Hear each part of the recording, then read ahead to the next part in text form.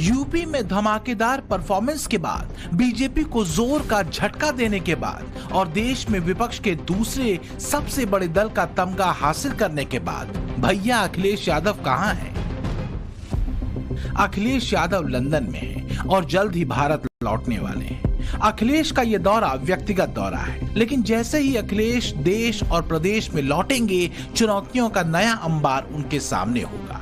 नई रणनीति पर काम करना होगा, नए प्लान को एग्जीक्यूट करना होगा, वरना सारा किया धरा चौपट हो जाएगा। क्योंकि जिस दौर में समाजवादी पार्टी ने यूपी में शानदार कमबैक किया है, वो कोई छोटी बात नहीं है।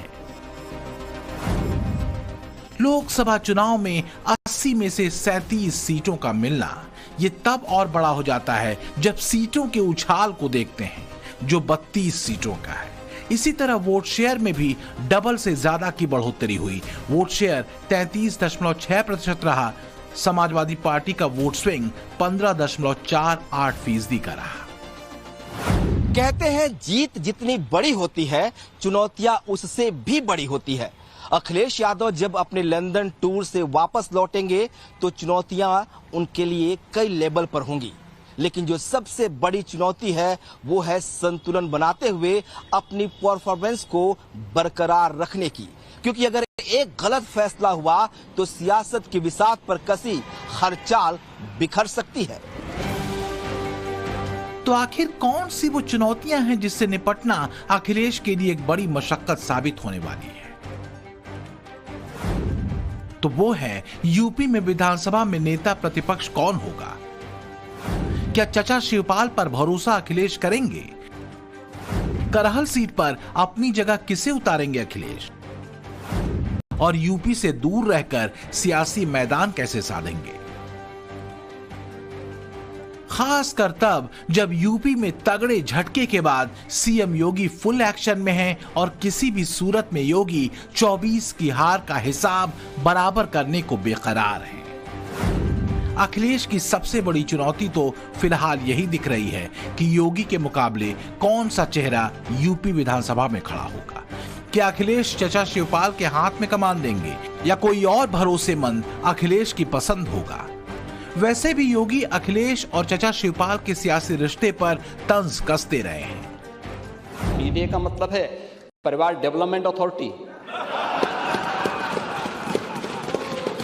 ब्रजेश जी ने अभी अपने उसमें कहा उनके पीडीए में और लोग हैं लेकिन चच्चू नहीं हैं। वो बेचारे हमेशा ठगे जाते हैं ऐसे। कब तक यह न्याय होगा पता नहीं। महाभारत एक बार पढ़िए महाभारत। हाँ एकदम। आशंका ये है कि समाजवादी पार्टी के लिए असली महाभारत अब न शुरू हो जाए, क्योंकि योगी के सामने कमजोर नेता प्रतिपक्ष के होने का मतलब होगा विधानसभा में पार्टी की परफॉर्मेंस पर सीधा असर। ऐसे में सबसे पहला टास्क लंदन रिटर्न अखिलेश के सामने यही होगा कि एक असरदार चेहरे को चुना जाए जो योगी के मुकाबले खड़ा हो सके। इंडी गठबंधन टीम की बैटिंग अब अखिलेश यादव करेंगे लोकसभा में, लेकिन सबसे अहम सवाल यही है कि यूपी की विधानसभा में क्या होगा, कौन नेता प्रतिपक्ष होगा। फिलहाल दो ऐसे नाम हैं जो चर्चाओं में हैं। एक तो खुद चाचा शिवपाल यादव और दूसरे इंद्रजीत सरोज। अब सवाल ये कि क्या अखिलेश इन्हीं दोनों में से किसी एक को चुनेंगे या फिर कुछ नया सरप्राइज देंगे। चचा शिवपाल यादव के बाद नेता प्रतिपक्ष के चेहरे के तौर पर कौशाम्बी विधायक इंद्रजीत सरोज का नाम सबसे आगे है, जिस गैर यादव ओबीसी और दलित वोट बैंक के भरोसे इस बार अखिलेश ने बड़ा झटका बीजेपी को दिया है। उसी दलित समाज से इंद्रजीत सरोज आते हैं। वैसे चचा शिवपाल भी वाजिब चेहरे हैं।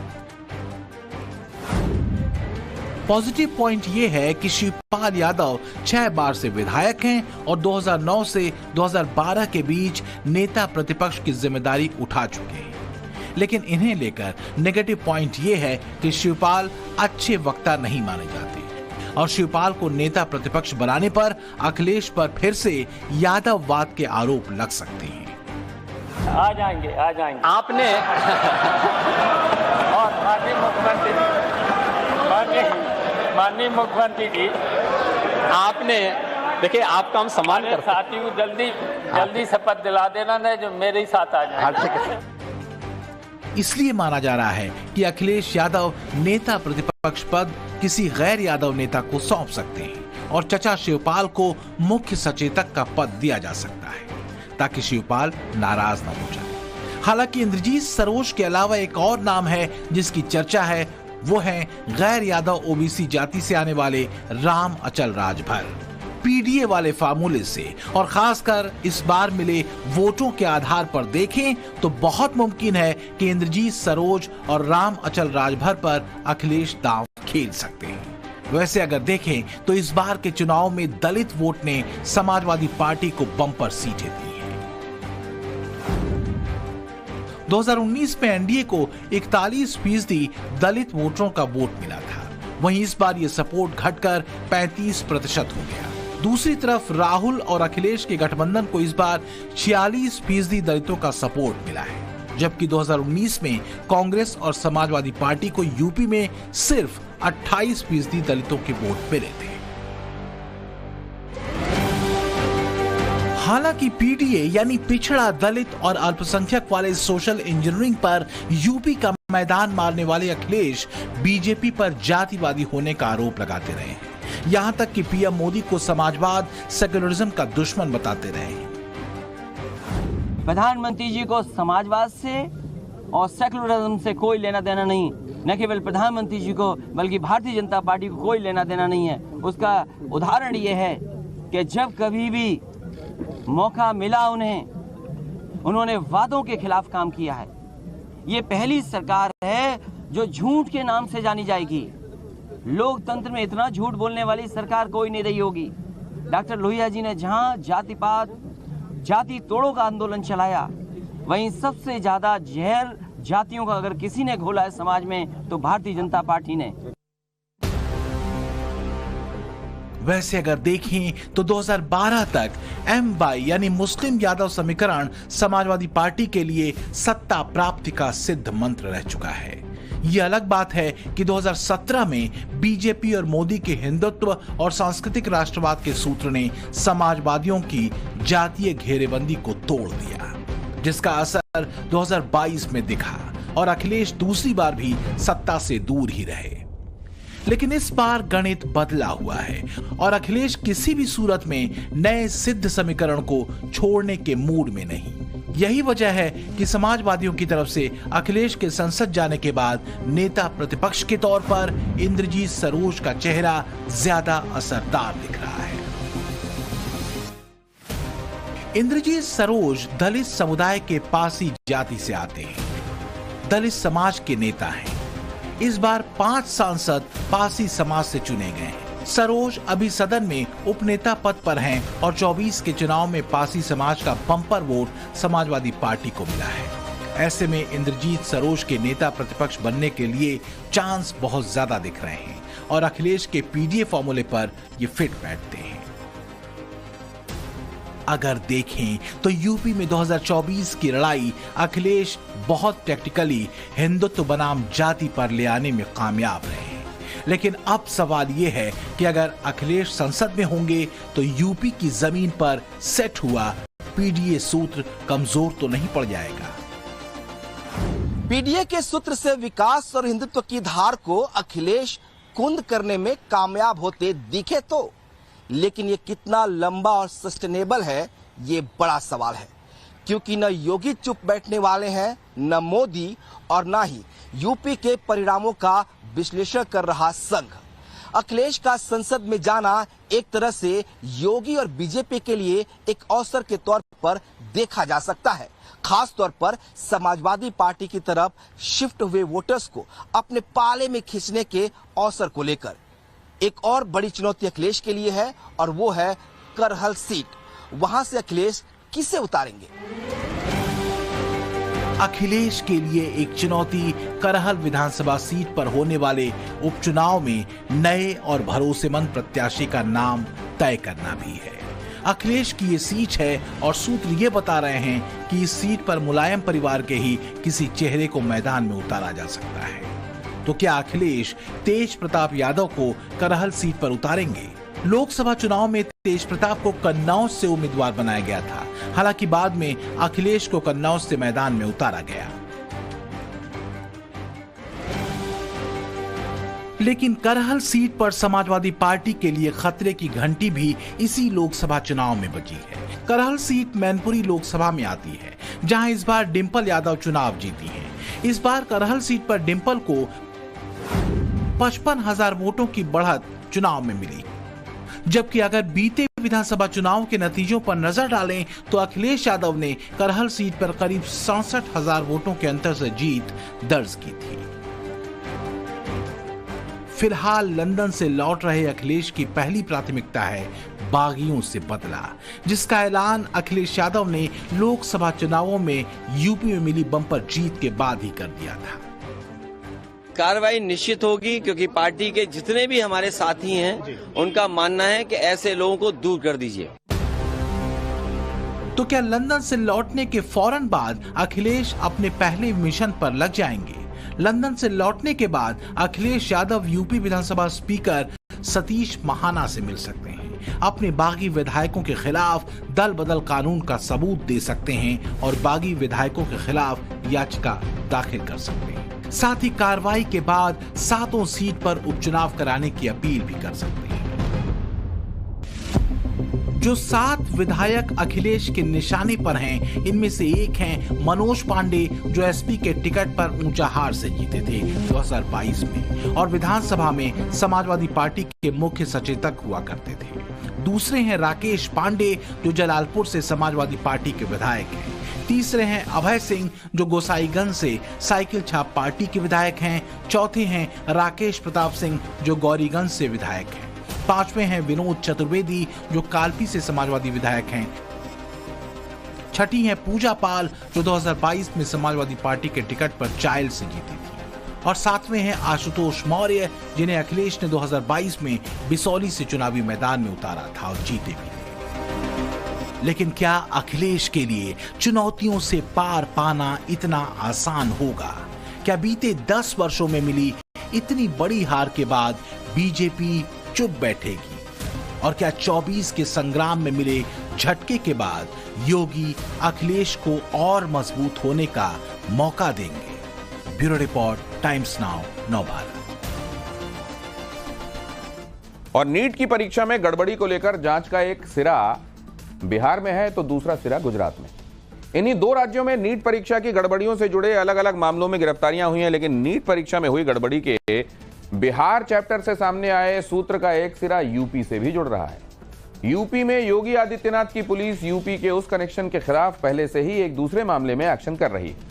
ऐसे में सवाल उठ गया है कि क्या नीट की गड़बड़ी पर योगी आदित्यनाथ का भूचाल आने वाला है? सवाल पब्लिक का की ये दूसरी एक्सक्लूसिव।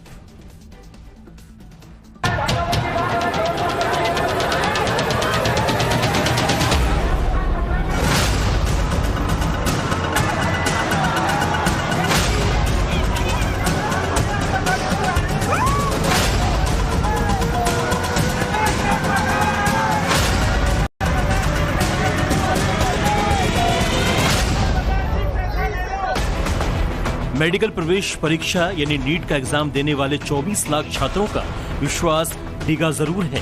पेपर लीक के आरोपों का हंगामा राजनीतिक हुआ जरूर है, लेकिन सिस्टम पर देश के छात्रों का भरोसा लौटाने और पेपर लीक पर राजनीति का दी एंड करने का फॉर्मूला योगी आदित्यनाथ को मिल गया है।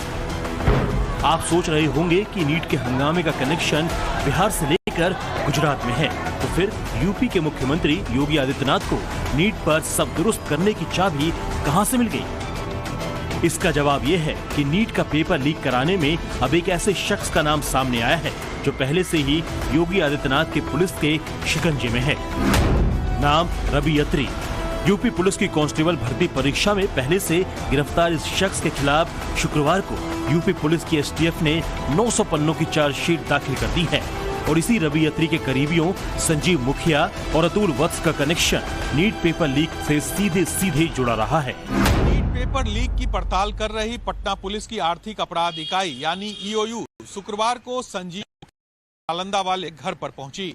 संजीव मुखिया अब तक फरार है, लेकिन जिस तरह 13 आरोपियों की गिरफ्तारी के बाद ईओयू एक्शन में है, संजीव मुखिया पर भी शिकंजा कसना तय है।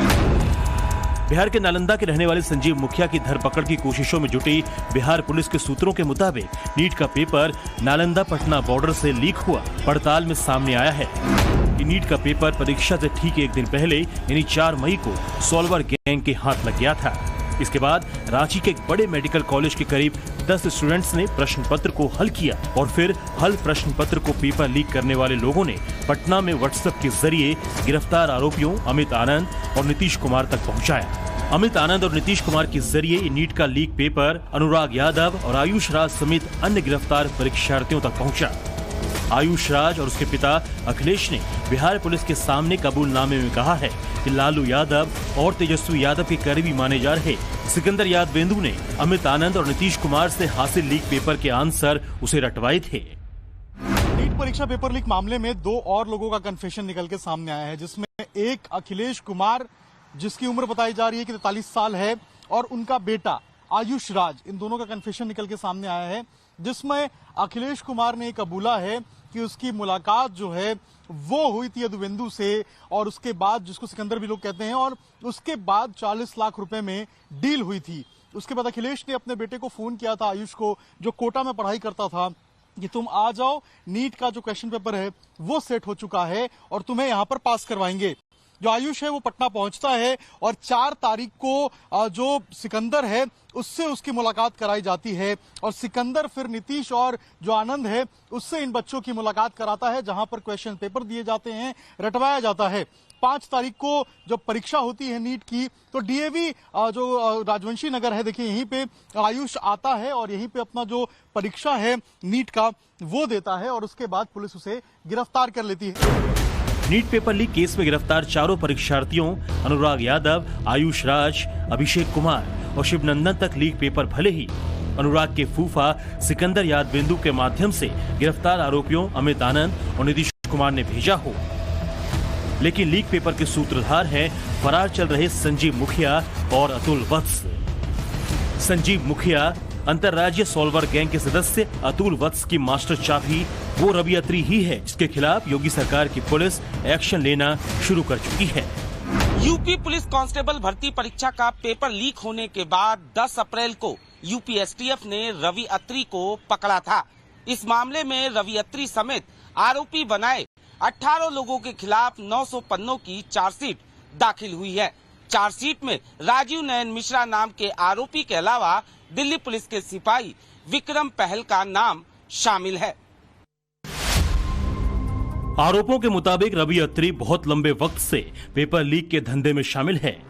रवि अत्री दिल्ली के पास यूपी के ग्रेटर नोएडा के एक गांव का रहने वाला है। रवि अत्री एमबीबीएस का ड्रॉप आउट स्टूडेंट है।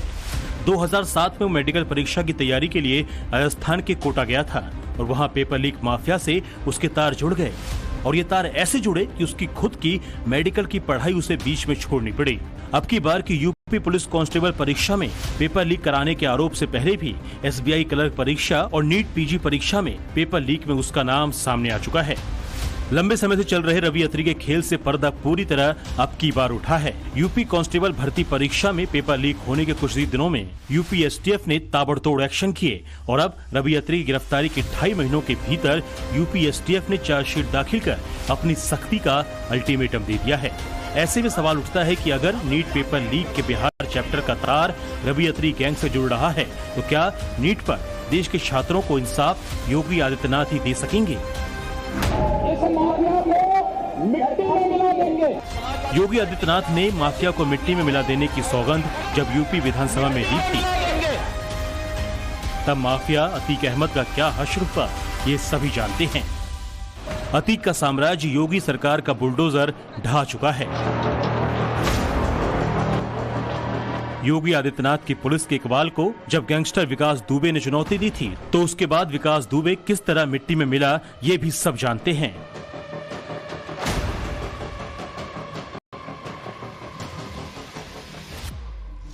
और अगर अब यूपी पुलिस कांस्टेबल भर्ती परीक्षा में गिरफ्तार रवि अत्री के करीबियों का नाम नीट पेपर लीक से भी जुड़ रहा है तो फिर क्या योगी आदित्यनाथ रवि अत्री का भी पक्का हिसाब कर देंगे?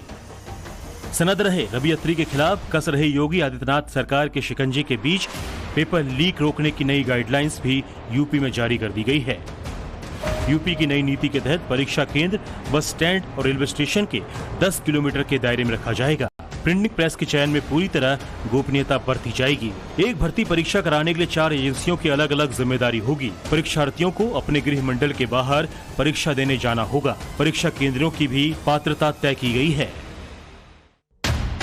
पेपर लीक रोकने का पुख्ता इंतजाम करने के योगी आदित्यनाथ के इरादे ऐसे समय में सामने आए हैं जब नीट का हंगामा होने के बाद केंद्रीय शिक्षा मंत्रालय भी हाई लेवल कमेटी बना चुका है। यह हाई लेवल कमेटी ही नीट की परीक्षा में चूक कहां हुई इसकी तह तक जाएगी। प्रधानमंत्री नरेंद्र मोदी पर राहुल गांधी के हमलों और उधर तेजस्वी यादव की पीएस प्रीतम कुमार के द्वारा आरोपी सिकंदर यादवेंदु को सरकारी गेस्ट हाउस दिलाने के खुलासे के बीच सरकार दोषियों को नहीं बख्शने का भरोसा दे रही है। लेकिन बिहार के डेप्यूटी चीफ मिनिस्टर ने तेजस्वी यादव का नाम लिया है। क्या जांच के दायरे में वो भी रहेंगे? देखिए, मेरा दायित्व आज भारत की जो बच्चे परीक्षा दिए हैं, नीट हो या नेट यूजीसी हो, और जो परीक्षा हो चुकी है, जो होने वाला है, उनको कैसे एक विश्वास पैदा करवाया जाए। भारत सरकार उसी काम पे जुटी है।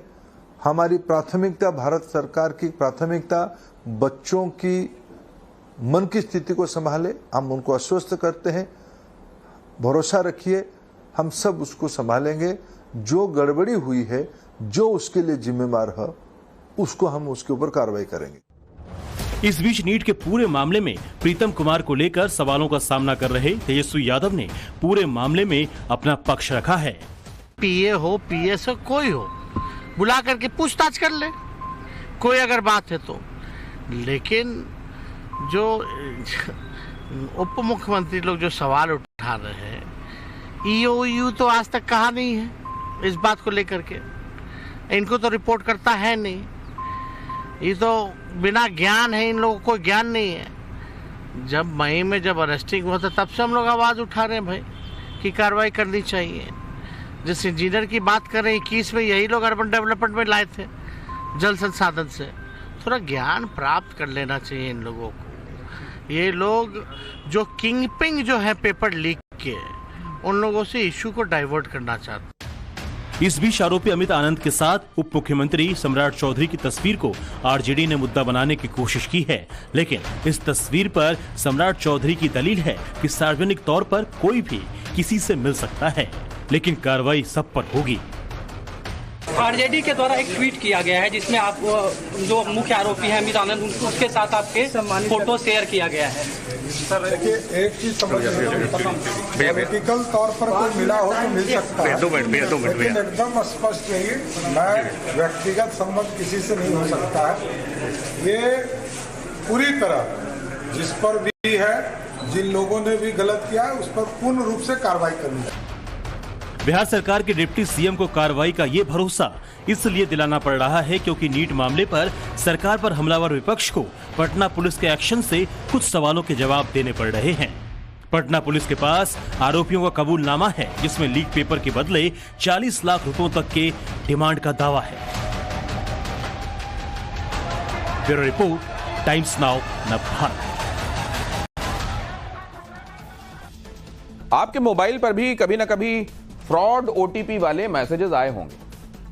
कभी बैंक का कर्मचारी बनकर पेमेंट की मांग तो किसी ने की होगी, या फिर कभी किसी दोस्त या रिश्तेदार के मुसीबत में होने की बात करके आपको चपत लगाने के लिए कभी कोई कॉल आया होगा। ये ठग आते हैं और आपके पैसे उड़ाकर रफू चक्कर हो जाते हैं।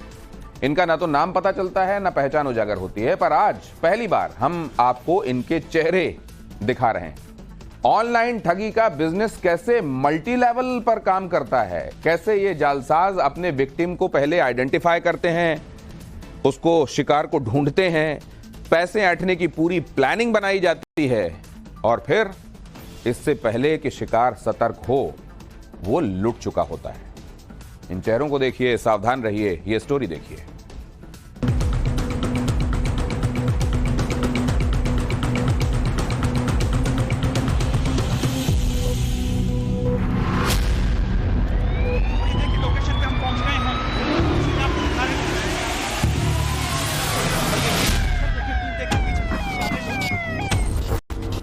ये वही लोग हैं जो कभी आपको रेल विभाग का कर्मचारी बनकर, तो कभी आपका रिश्तेदार बनकर और कभी बैंक अफसर बनकर कॉल करते हैं और पैसों की ठगी कर जाते हैं। इनका नाम, इनकी पहचान और इनका चेहरा जो आज तक आपने नहीं देखा, वो आज देखिए। आपकी खून पसीने की कमाई को एक झटके में ठग कर ले जाने वाले ये साइबर वायरस अब पुलिस के गिरफ्त में है। एनसीआरबी के आंकड़ों के मुताबिक साल 2023 में देश भर में साइबर ठगी के 11,28,265 मामले सामने आए। काफी सालों तक झारखंड का जामताड़ा साइबर ठगी का गढ़ माना जाता था, पर अब यह नेटवर्क पूरे देश में फैल चुका है। हरियाणा का नूह, राजस्थान के मेवात, भरतपुर और अलवर, उत्तर प्रदेश में मथुरा, उत्तराखंड में देहरादून, दिल्ली एनसीआर और मुंबई में भी इस नेटवर्क की जड़ें काफी अंदर तक चली गई हैं। राजस्थान की भजनलाल शर्मा की सरकार साइबर ठगों पर नकेल कसने के लिए ऑपरेशन एंटीवायरस चला रही है।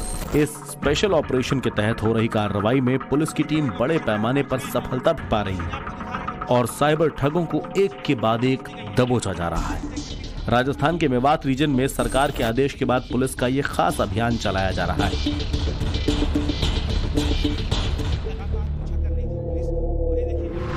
राजस्थान में इस समय एंटीवायरस ऑपरेशन की चर्चा है, जो कि भरतपुर रेंज के आईजी के थ्रू चलाया जा रहा है। जो भी साइबर क्राइम करने वाले लोग हैं उन पर शिकंजा कसा जा रहा है। भजनलाल सरकार जब से बनी है उन्होंने स्पष्ट कर दिया था कि जीरो टॉलरेंस के साथ काम किया जाएगा और साइबर क्राइम करने वालों को बख्शा नहीं जाएगा। खासतौर पर राजस्थान का भरतपुर से लगा हुआ मेवात का इलाका। इस समय मैं आईजी ऑफिस में मौजूद हूं और आप देख सकते हैं आईजी राहुल प्रकाश अपनी टीम को किस तरीके से समझा रहे हैं कि किस तरीके से उन पर शिकंजा कसना है। उसके लिए लोकेशन कैसे ट्रेस होती है वो भी हम आपको समझाएंगे, लेकिन फिलहाल ये समझाइश चल रही है उनकी टीम के साथ। उन्हें बताया जा रहा है, एक एक बिंदु क्लियर किया जा रहा है। जब इन लोगों पर कार्रवाई की जाती है कैसे लोकेशन का पता लग पाता है, क्योंकि बहुत शातिर लोग होते हैं, बड़े बड़े लोगों को ये फंसा चुके हैं जिसमें मिनिस्टर्स तक के नाम शामिल है। लोकेशन का पता तो एक्चुअल में हमारे पास इनके ह्यूमन इंटेलिजेंस से भी नंबर होते हैं, तो उसको भी हम लोग ट्रेस करते हैं। और उसके साथ में हमारा जो पोर्टल बना हुआ है, नेशनल लेवल का पोर्टल है ये, उस नेशनल लेवल के पोर्टल में सारी डिटेल्स प्रतिदिन अपलोड होती है।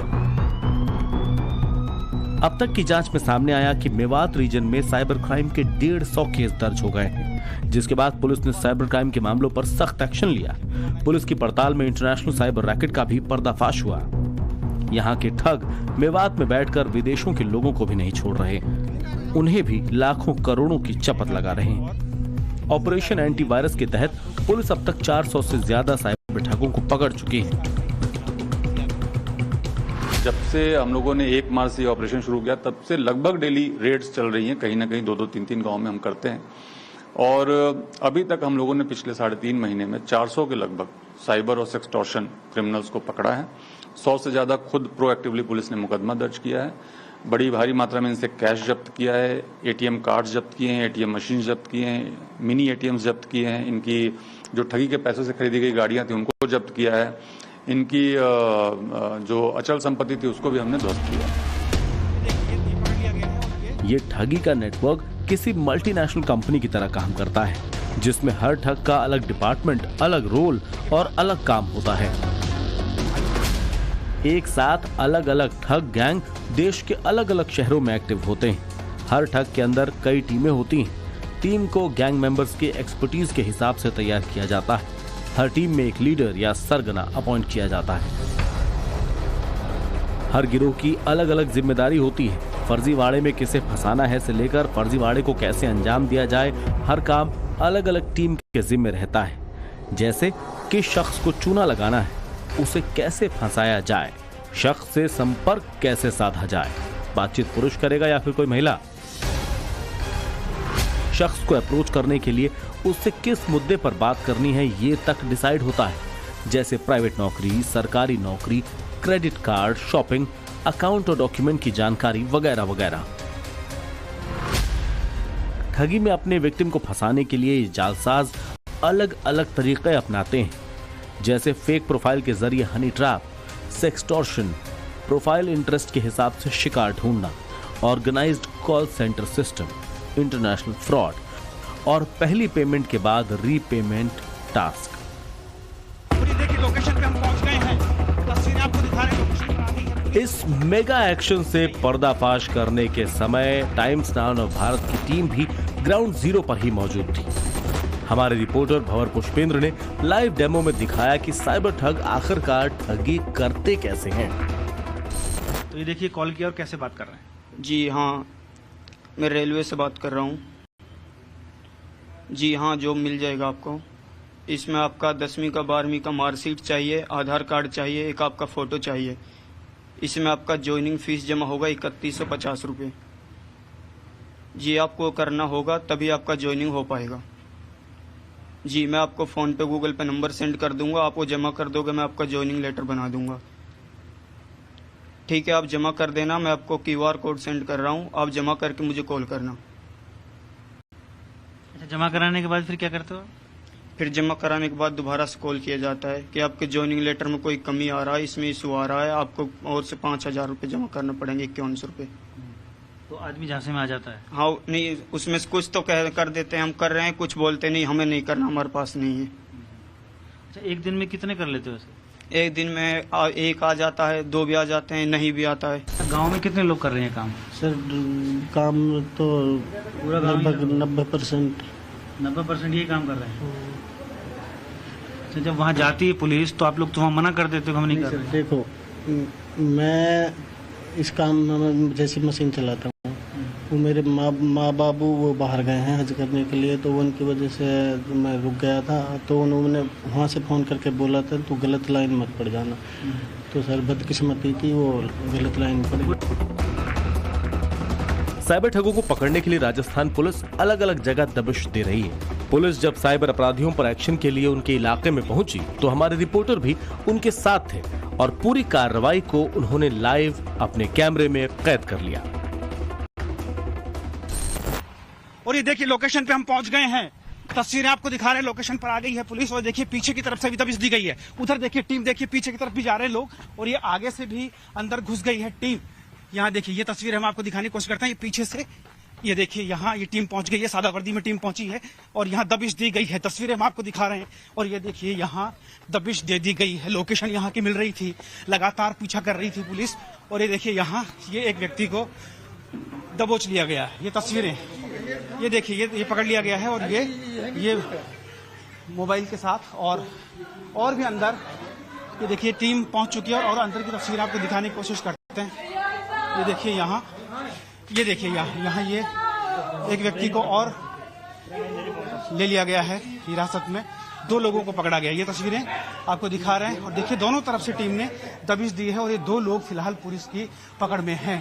मोबाइल लिए गए हैं जद में, उनको लॉक खुलवाने की कोशिश हो रही है। ये देखिए बड़ा भाई लॉक खोलो। मैं लॉक के नहीं पता, बड़ा भाई मुझे नहीं पता नहीं, इसको लॉक किसान हम बड़े भाई का है। फिर देखिए हम आपको दिखा रहे हैं यहाँ पुलिस मौके पर पहुंची है और छानबीन की जा रही है, पूरे घर के अंदर छानबीन चल रही है, मोबाइल चेक किए जा रहे हैं। राजस्थान सरकार ने 12 साइबर ठगों के खिलाफ कड़ी कार्रवाई करने का फैसला किया है।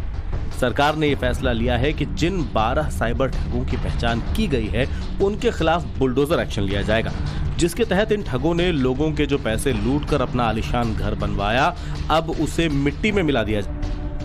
For more of such videos, do like, share and subscribe to ET Now Swadesh.